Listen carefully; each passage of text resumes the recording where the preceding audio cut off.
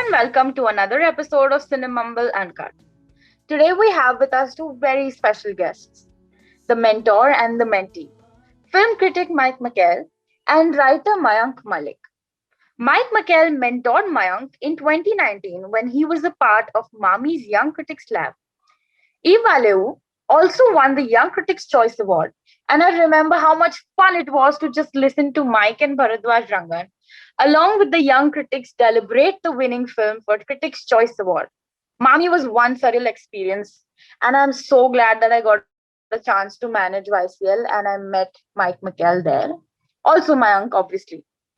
Anyway, that's enough about me. Let me tell you a little bit about our guests. Mike McCahill has written on film and television for The Telegraph since 2003, for The Guardian since 2012, and for the Reader's Digest since 2016. Mayank is a writer who loves to word opinion pieces on films and sports.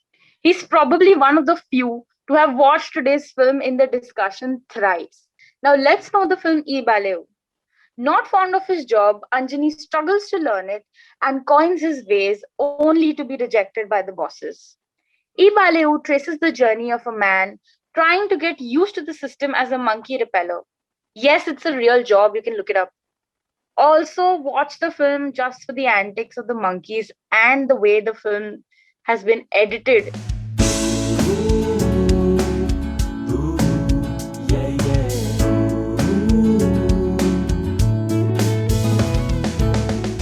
Okay, Mayank, first thing I'm going to ask you is how did you manage to watch the film thrice? Oh, really? Yeah, I have. Interestingly enough, I was at Mami 2019. So it was there at the India Go section, and I formed a group of friends there, and I was the only one from Delhi. So I was like a Delhi representative from all around the country. And when we watched Eeb Allay Ooo, it was the only film which had any sort of connection to the city. And suddenly they were asking me questions, is it really like that? And I'm like, look, I haven't met monkeys yet, but yeah, sure.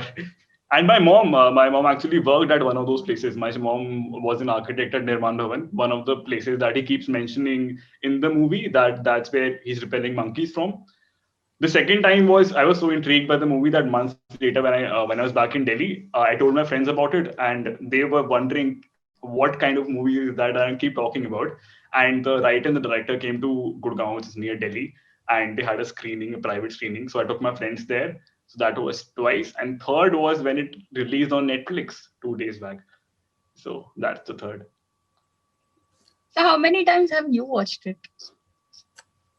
So I've only seen it. So you beat me. I've only seen it twice. So I saw it at Mami where it premieres with the audience, and watching it with the audience, which was kind of an extraordinary experience because you just got a sense that the crowd was just completely 100% behind this movie and laughing in all the right places, and having a think where they needed to have a think about what was going on in the movie. So I saw it there, and then it has stayed with me since. And then because it's turned up on Netflix this week, I've gone back and had another look at it, and it's still fresh in my mind. And it held up really well, I thought. I got a lot more out of it second time than I did first time, which is a sign of a good movie, I think. What are your thoughts on Eeb Allay Ooo, and what did you take away from it? Sure, I'd go first if anyone's comfortable here. To be honest, when I watched the movie first, as Mike sir said, there was a crowd reaction to it. You could sense that there was some excitement. It was going up and down. You could sense that they are reacting to the right pieces. But as I got out of the Audi back then, I remember it was the third or fourth movies I saw that day. And, there is a bit of a fatigue. So not immediately did I realize that it is probably going to be the best Hindi movie I will watch the entire year. But sooner later, around a week later, when I was back in the city, and it and Gamak Ghar were the two movies I somehow just kept thinking about. Was Gamak Ghar is also another movie which is so visually pleasing that you could just not get it out of your head. And Eeb Allay Ooo was another one which I just could not, because those characters as well stayed with me, which was really a rarity back then, because it was the only movie. I think another one, Just Like That or Sahi was another movie which had a fictional edge to it in the entire section. Rest of them were proper documentaries. So that's one thing which stayed with me for a lot of time. And I think one or two scenes that I couldn't get out of my head as well. If I may, there was this one scene where Anjani's brother-in-law has his gun, the rifle at the back of his cycle, and he's crossing over the railway bridge, and he's just standing there, and he's trying to cover it with a shawl, but he cannot, and he keeps fumbling about it, and he tries a number of times, and I thought that this was it. Like, they know, the writers know what they're doing. They're so self-aware about it, and it worked wonders for me. Yeah, I completely agree. I think it's one of those films that works almost like a Trojan horse movie. So it's a movie that starts off as one thing. The further you get into it, you realize that actually there's a whole bunch of other stuff going on in this movie as well. So I think, for a good 20, 25 minutes, it works brilliantly as a comedy. And the reason it works so well as a comedy is that it's that classic comic thing of men who are stuck in completely the wrong kind of jobs. So you've got a protagonist who, we have a phrase that someone wouldn't say boo to a goose, which means that they're generally quite sort of mild mannered, and they'd be scared by livestock. We've got a protagonist here who wouldn't say boo to a monkey, and yet he's ended up in this job where he's employed to wave monkeys away and scare monkeys off. So you've got that. You've also got the brother-in-law who is, employed as a security officer, even though he's probably the last person you would turn to in a sort of any kind of crisis. He's a bit of a slob. He's a bit of a mess. So it has that first sort of act, which is comedy and the interactions with the monkeys, which are just brilliantly done. I mean, I was trying all through that particular year, Mumbai's festival, to get out of Prateek Vats how he directed the monkeys, whether he actually had some kind of animal trainer on set saying, we need you to sort of stay here at this particular and make this expression, or whether he just filmed a whole bunch of monkeys and just cut those in to fit. But he wasn't giving up his trade secrets. And I think the film's probably stronger for that, because you do sort of marvel at how well the monkeys react to those situations. Those cutaways are incredibly funny and effective. But once you're sort of past that initial phase of laughing at the situation, you realize there's actually something quite sad and quite desperate about that situation. And so by opening you up to laughter, it then pulls you into that world. It makes you think about those relationships, and it makes you care about those relationships as well as it goes on. So it becomes something more than just, a bunch of laughs about a guy being outmaneuvered by tiny little monkeys. It becomes a properly affecting and engaging piece of social cinema. The fact that they also started with Eeb Allay Ooo explains that they wanted to pull you in right from the beginning, and then it was a slow transition into putting you into a very strong, giving out a very strong message. It's a very striking opening, because you have these words being shouted at you in close up, and you have, I had no idea what was going on, but I was sort of arrested from the off, and it was like, okay, what's going on here? What do I need to figure out?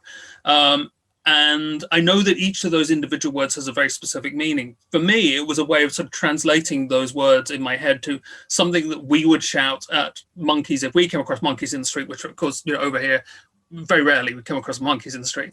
But it's almost like, clear off, that kind of thing. So I think, yeah, right from the off, it has a very, it sideswipes you in a way. It comes at this whole subject from a very different perspective. And that's right from the word go. I mean, I could imagine the first half an hour or 25 minutes imagine it being directed by Edgar Wright and Anjani being his protagonist. I mean, he would go about in such a comic way. I mean, even all these Simon Pegg characters that Edgar Wright has, imagine Anjani being there, and it would be like a lot of fast transitions and monkeys just jumping out of the window. You could totally imagine that. But as Sir said, it just transitioned so quickly into I wouldn't call it the second half of the second act, but it transitions so quickly, and I think it's somewhere where the contractor starts playing a very hard role. He starts getting a bit violent. There's some abusive language involved, and you kind of realize that it's not really funny, to be honest. And then it moves on really quickly. Not to compare it to Parasite at all, but Parasite is the one movie which comes to mind whenever I think of a genre transition in the middle of a movie, because it moved on really fast as well. There was no indication of that happening when I first watched that as well. And that's always, for me, a sign that a movie is doing its job, where you don't actually notice the transitions between it's going from comedy to drama or from drama to comedy. It's just sort of seamless gear change from one to the other. And you're so caught up in it that you go along with it, come what may. I mean, we have a sort of tradition over here of social realist movies. So Ken Loach is probably the best known filmmaker of that, who through most of his career has used humor as a way to bring audiences closer to pretty big social issues. So, he will often have working class blue collar protagonists caught up in a situation where, they're struggling within their workplace for some reason. And through that humor, through the sort of camaraderie between his characters, you get a much greater sense of the issues that are at play within Britain today, or whatever Ken Loach is tackling. So I think comedy is always a good way in, and it really does sort of bring us close to those characters very early on, which we need to be if we're then going to follow them on the sort of winding path that they go on through the second half of the film. Okay, since Mayank mentioned the monkey repeller, Mahendranath, I will tell you 2 facts about the film. Mahendranath is a real life monkey repeller, and Shubam was actually inspired by his story and wrote Eeb Allay Ooo, giving him his space to shine. And the second fact is that the idea of the film came to Prateek Vats after he read a news report on how, under the Wildlife Protection Act, langurs could no longer be used to scare away monkeys at the Rashtrapati Bhavan. So also people used to dress up as langurs and imitate them to drive away the monkeys, which we've seen in the movie. And that was also his inspiration to create this film. So it's all based in some kind of reality. I mean, I sense that was the case. I'm sort of interested, Mayank. What is the depiction of Delhi like? Is it very realistic? Were there things that you noticed that were absolutely spot on? To be honest, obviously there's a part of it that I recognize immediately. I mean, I have been to those streets, I've been to those offices, so I know that this part exists. But let's be honest, we have this elitism in us, which is so engraved. No matter, we're not the upper class, if you call it the middle class. But even then, we don't notice these things until and unless a protagonist is from there and tells us the way it was told. And that is like, even last year, there was an entire web series called Patal Lok, which did that. It tried to tell us that there is an entire class beneath you, which is having stories that you can't even imagine. And we're so far away from it. And even despite living in the same city, these are stories I would have never come across. And that is the power of cinema. I mean, it makes you look at stuff which, unless being told the way it was, you wouldn't have realized it. And apart from that, I think one very interesting Delhi thing, which I caught on immediately, was that there were a couple of shots which were based inside the metro, where photography or videography is not allowed. And it's this common thing which keeps even the person whoever is in charge of the announcements of the metro stations keeps reinstating it that photography and videography is not allowed. This is one small line of metro which is kind of outside Delhi where photography is allowed. The Sonam Kapoor movie last year, Ek Ladki Ko Dekha To Aisa Laga, also had this scene where metro was involved. Although they said that this is someplace, but it was shot inside that rapid metro section, which is outside Delhi, where it is allowed. But not in Eeb Allay Ooo. They actually shot it inside the main city where videography is not allowed. And you could notice, because the metros are different, the widths are different, the handles are different. You could just easily recognize it. And both of the shots are very close to his face. So you just see that they sneaked it in and somehow shot it and just came back. It is so evident. Even the people are looking around like this in the shots itself. And that was something I realized back in Mumbai as well, that it wasn't legal, and I loved it. I mean, this is indie cinema. Go ahead, yeah. To sum it up, I think they summarized Delhi very well. They took its most sophisticated part and they took its lowest class and they put them together. And I think that just did it. Because Delhi, it has its own cliche that South Delhi is rich and West Delhi is chaotic and Central Delhi is and blah, blah, blah. And the entire movie was based around it being in Central Delhi. And their house was, on the other side of the Yamuna, on East Delhi. That's different. But the entire movie, the major parts of it, even the place where the brother-in-law works as the guard was somewhere in the sophisticated part of Delhi. So you could see the fancy buildings, you could see all this British architecture, you could see the white marble, they're sitting on the top. It's such beautiful places, such signs, Vigyan Bhavan, as he says, Nirman Bhavan, all these fancy little places where the topmost government employees work, and they are there with the lowest class who are migrants, and they are trying to rebel monkeys. I mean, that is telling, and in fact, the highest class of India, just perfectly summarized. Yeah, I mean, I got a strong sense of the personality of the city, and I don't know, I've never been to Delhi, so I have no idea, but just watching the film, I got a very strong sense of how the city lays itself out, if you like, and also the different social groups that mix within the city, as I think within most major cities now.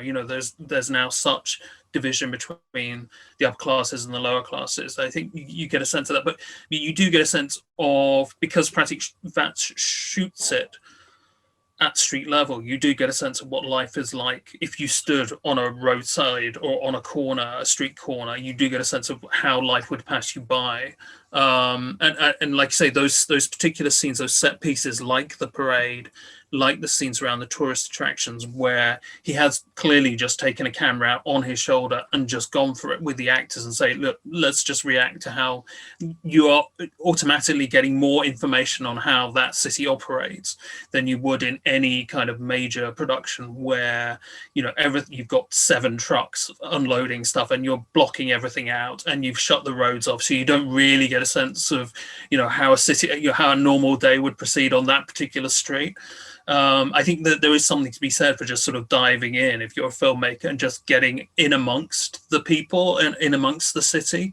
And that's, certainly from those big set pieces, the parade in particular, which I think is really well handled, because you're getting a sort of suspense narrative in the middle of what could, ostensibly be a documentary sequence, a documentary about this parade. But you have that dramatic suspense of, I hope no monkeys are going to come along and spoil the parade and ruin Republic Day for everyone.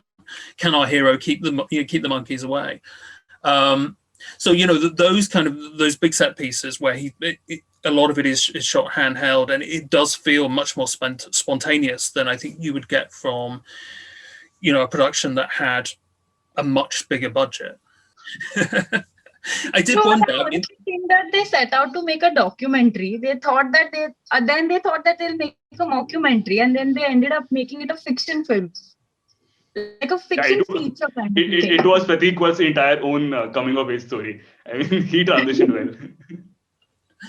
No, I did wonder. I mean, there were several sequences, in the parade at the halfway stage of the film, and then towards the end of the tourist location, where I think it's clear that they've just taken a camera and just gone for it. Yes. There's no sort of rehearsal. There's no, there's no security guards keeping the passers-by at bay or whatever. It does feel very much real in that sense, in that you are in the middle of these actual locations, and the reactions of the passers-by are exactly the reactions of the passers-by in that situation, the dramatic situation. So yeah, I was kind of impressed by just how verite it is, how raw and unprocessed. It's never, there's never any kind of glamour involved. They haven't sort of slicked it up. It is you're right there at street level. I think that's one of the strengths of the film. Yeah, I think even Shardul did a very good job in making it seem very natural. It was not like he was involved with the camera. It was like he was involved with the story, and that really came out well in the film. Not just Shardul, but even the other actors. It did not feel made up at all. Yeah, I mean, the acting is terrific. Everyone's very convincing. Everyone's really well cast, and I think you notice that right from the off. Everyone is just almost perfect for those roles. Like Shardul, as you mentioned, he just has this kind of mild-manneredness about him, which is so perfect for he looks and acts like someone who would be terrified of monkeys, and even when he's trying to repeat that chant, the shout, when he records the shout on his dictaphone, and he just looks petrified throughout, and that automatically is a very funny thing, but it's also quite a sort of poignant thing. He is this sort of small man in an indifferent universe. The monkeys aren't the least of it. They're the tip of the iceberg in terms of the entire universe seems to be indifferent to his fate as he goes on. So yeah, I mean, perfect. And then all the way down, the family all convinced as a family unit, and the bosses are very sort of convincingly tough and hard-nosed, I think. Exactly. As Sir said, I mean, the entire monkey business was just like the tip of the iceberg. And that is why I think it was fitting enough that they started with the war cries of Eeb Allay Ooo. That is why, because eventually it became so much more, the entire movie, as well as Anjani's own problems, that you eventually, monkeys are not even the point anymore by the end of the movie. And that is something which I really like personally liked. Especially that one scene where he just decides to be a langu for once, and he just makes this heroic entry. And I remember in Mumbai, people started cheering. I mean, people were actually cheering as if, some superhero movie had just started. And there was this one guy sitting right next to me. He had become a friend in Mumbai, and he said, and just a month back, Joker had released, and he said, imagine all these mainstream cinephiles going, well, it's like the Joker. And we were already laughing in the middle of the movie because we knew those comparisons would come out if at all Eeb Allay Ooo becomes a mainstream film. And I please hope that Instagram pages do not do that to us.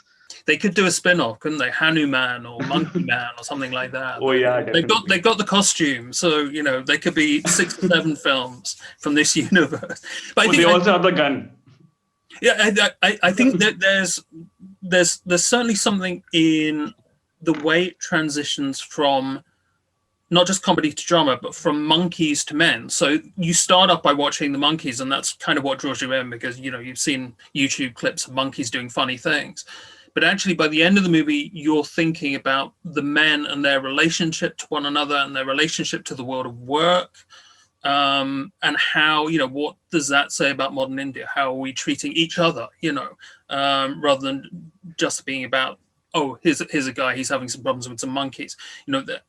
To what extent does that situation reflect what's going on in the wider world and the wider country, I think. And I think that, again, that's such a sort of seamless transition the film makes that you barely notice it. But you go in noticing one thing and you come out thinking about something completely different.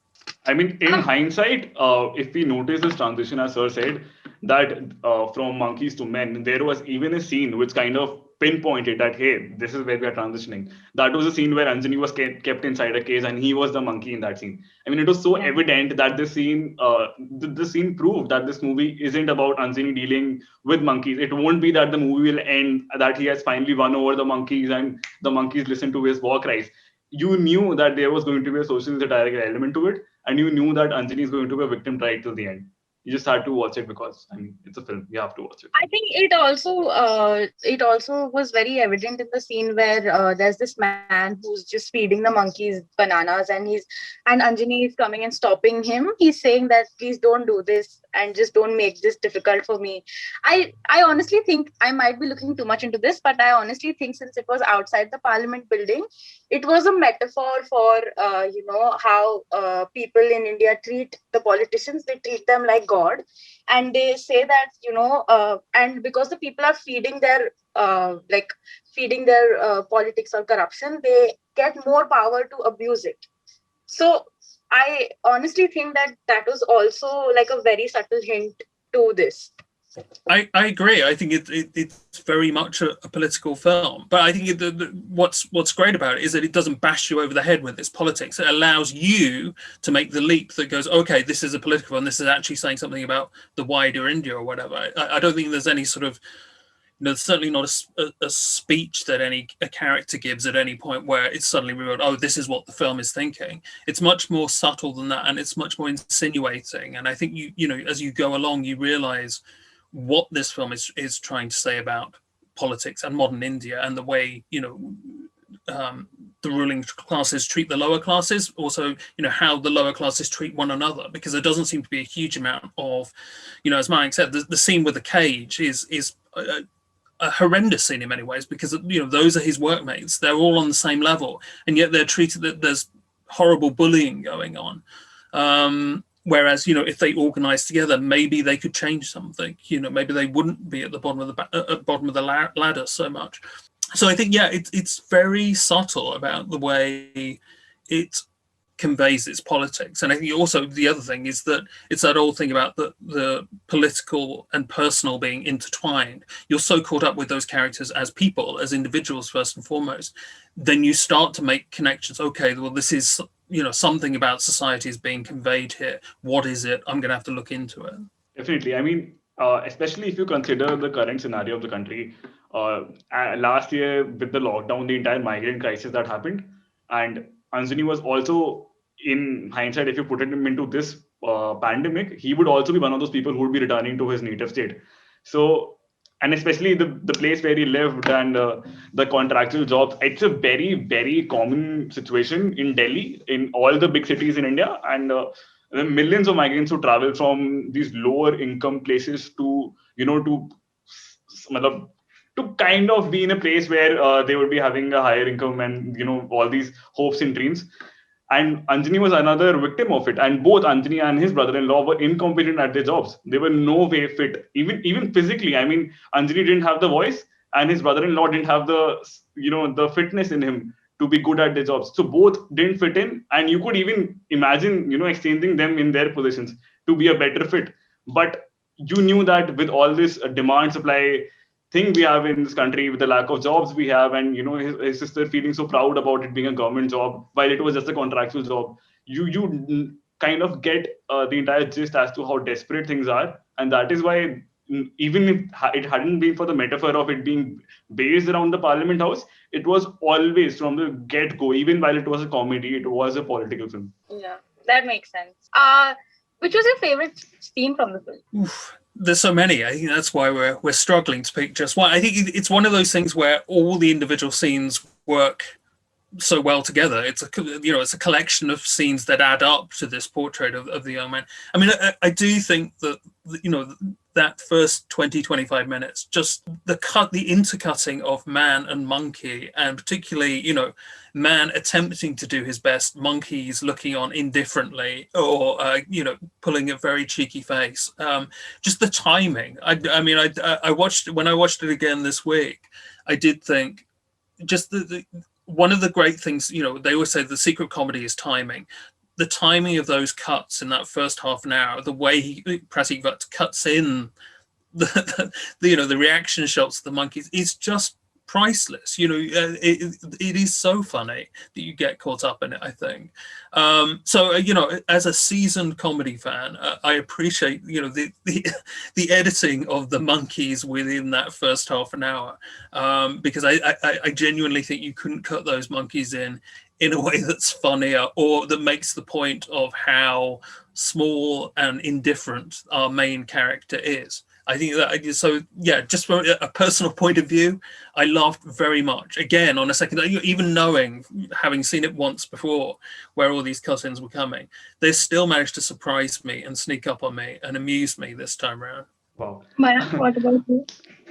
For me, I think it would be that one scene where Anjani comes back from work having had a disastrous day. It's been such a sucky day for him. He comes back and he's been told by his sister that he's smelling. I mean, that puts you right at the edge. You feel the frustration because you know what all he's been through, and he's come home, he's being told he's smelling, and then he has to remove his clothes, and he comes back and she tells him again. And you could almost see that his pregnant sister, you see where they live. Every time, they just don't appear at their homes. They are shown every time whenever they come back from their places of work. Each of the three characters who go to work, they're being shown coming into their home. There's a railway bridge which connects their professional life and their personal life, and every time they have to wait for a train to pass through, and every time they come back to their homely universe. And whenever that happens, as on that day as well, he came back and he was very frustrated. He was told to remove his clothes, and the entire thing went off. And his brother-in-law was protecting him because he knew that how frustrating the outside world is. And his sister, who doesn't actually go outside, for her, it's the entire world. So she doesn't care as to where the slum they live in. She doesn't care about all the political mess that's out there. For her, it's important that the sanctity of her home remains intact. It is clean. It doesn't smell. For her, it is it. And that is why the gun was such a big issue as well. I mean, she couldn't let the gun inside as well. So for her, I mean, it depicted a lot. That one scene could tell you a million things about the three characters. And it is, I feel, so well done, and in hindsight, so important to the movie and our understanding of the three characters.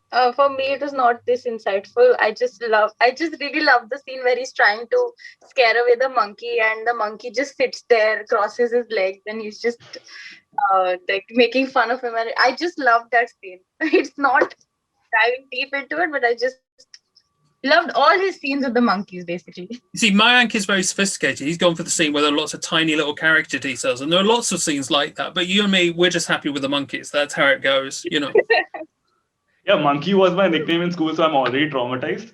So let's just move. Let's just move on. It goes with my name.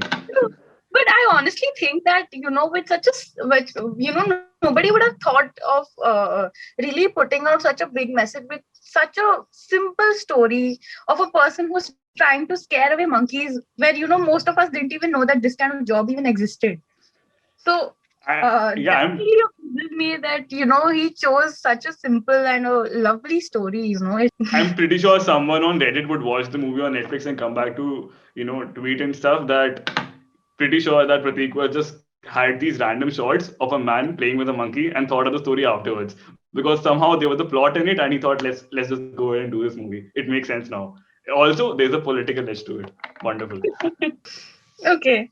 What do you think did the parade signify? Was it supposed to be open-ended, or was it supposed to signify something?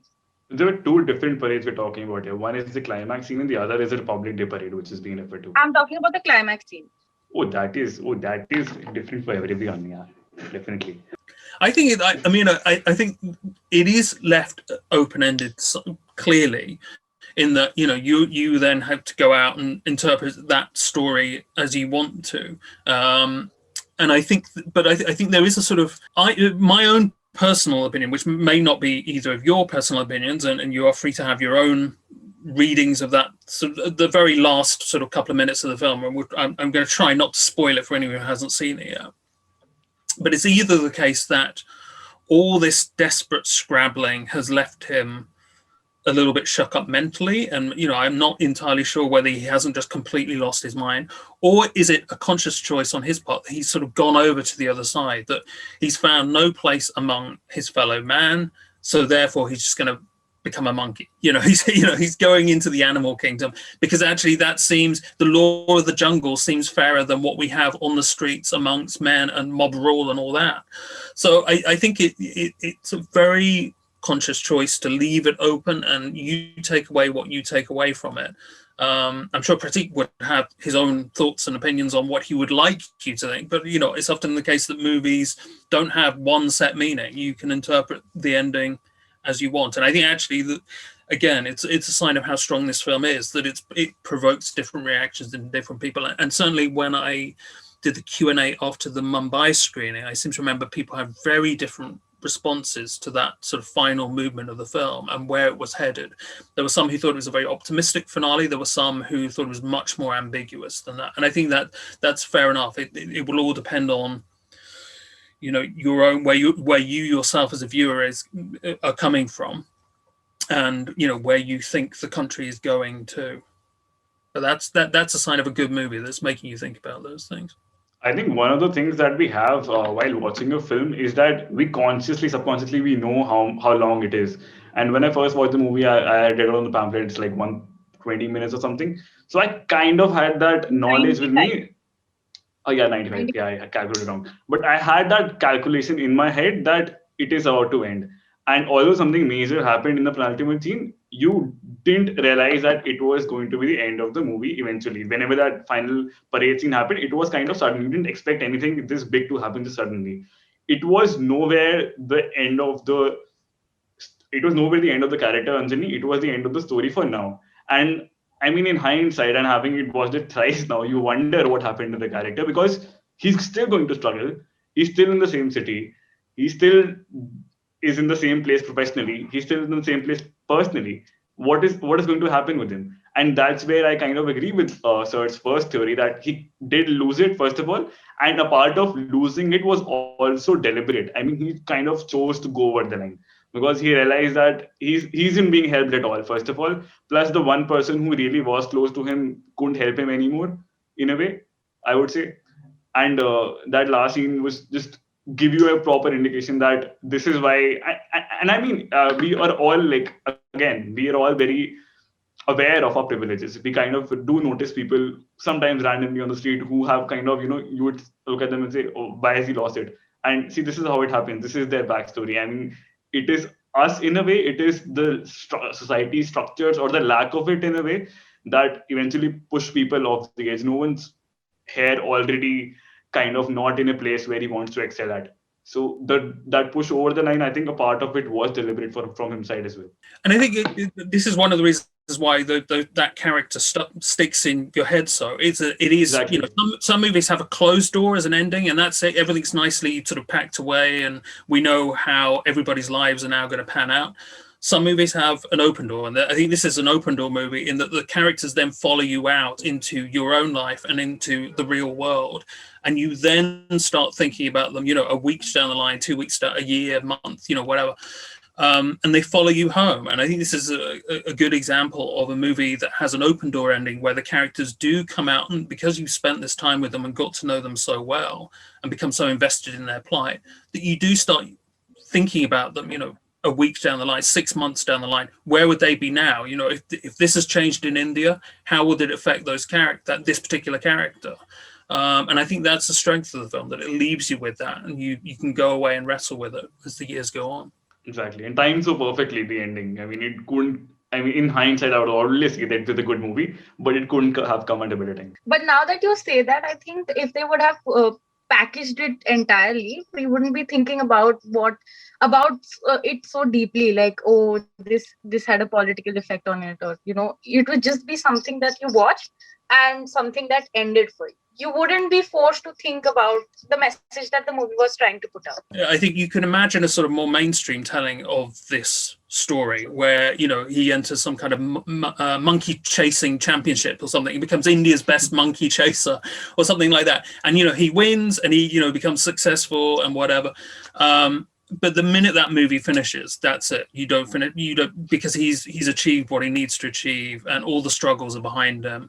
So I think the genius of this particular telling of this story is that it does leave so much for you to interpret. By doing that, it leaves that door open for that character to follow you out, and to think a bit more deeply about the world in which we all live in. To be honest, I'm still on that comment with it being had it been a mainstream narrative, and him being in a monkey championship at the end. That's it would have still been on Netflix, but it would have been in top 10 today. Definitely. I mean, sir has watched way too many Bollywood films now. I mean, the other way it could have gone is that his girlfriend would have, helped him and stuff, and he would have been too educated now, and he would have a revival of his career, and then they get married, and then this is entire Imtiaz Ilgesh to it, and it's Tamasha basically, but with monkeys and less income, and they can't go to Japan at the end, but they would meet at CP. What did you think of what did you like? What if there was this kind of music which was upbeat and it went ahead with the film in a very more strong way, rather than it being minimal like it is right now? Do you think it would be much more different than it is now? I think it probably would be. I think I think the music that I can remember, I don't remember a huge amount of music, but I think that's a good sign, because it wasn't manipulating my emotions in any particular way. I think music can always be used to drive a point home, or to steer the viewer in a particular way. And I never felt this with Eeb Allay Ooo, that I was being steered in any particular direction. And I think that again, that's the strength of the film, that we didn't stop for a song sequence in the middle about organizing your tools to fight the battle against monkeys or whatever. There was none of that. We got we moved on, and the plot moved forwards, and things felt vastly more realistic for that, I think.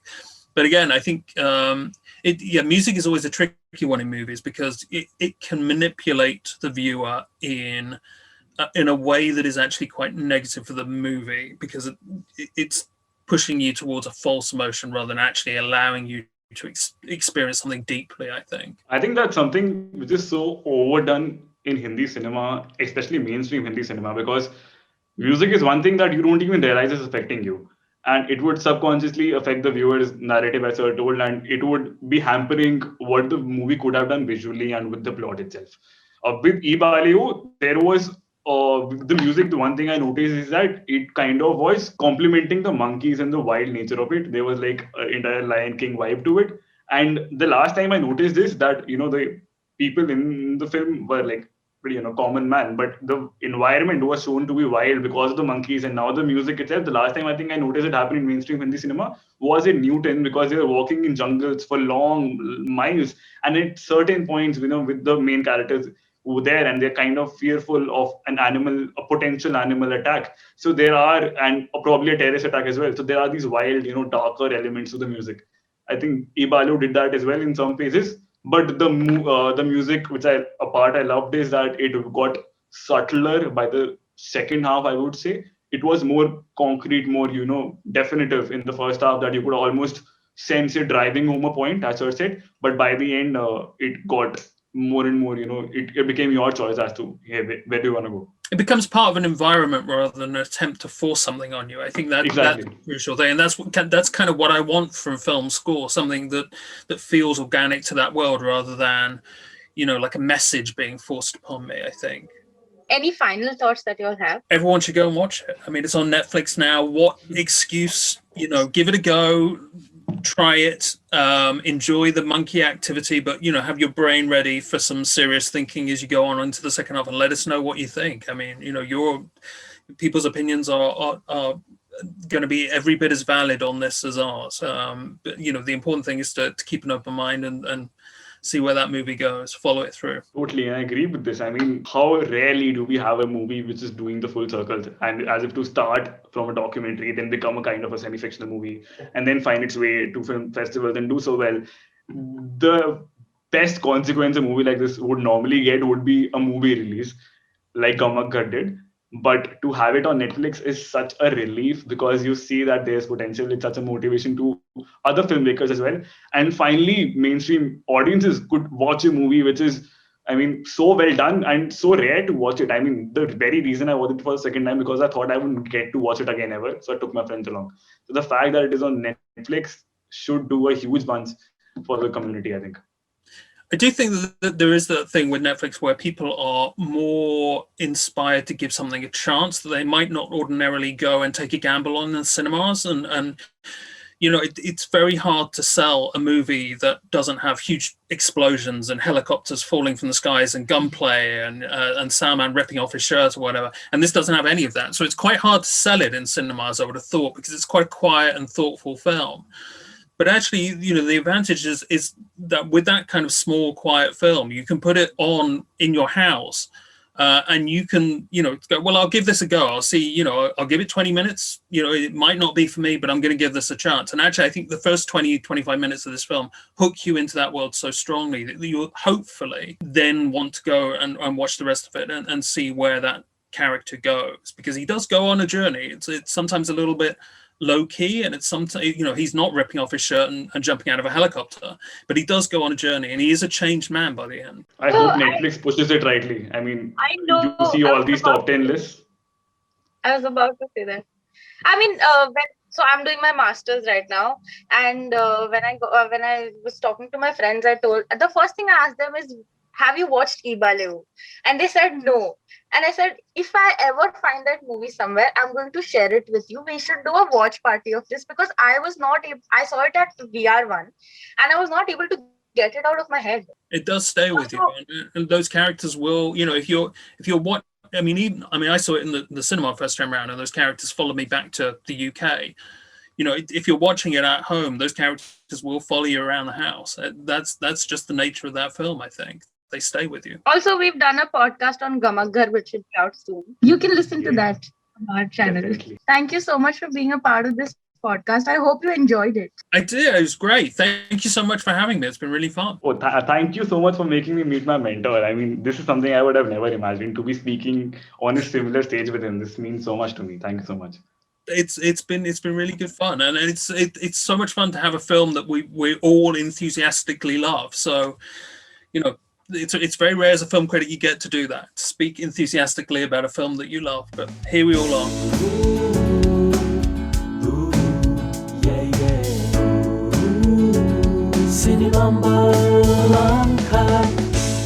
Thank you so much for tuning in to our podcast. If you enjoyed that, you can listen to our first episode, which is in collaboration with Stare Magazine. You can also follow us on our social media for more updates on the content that we put out. Thank you.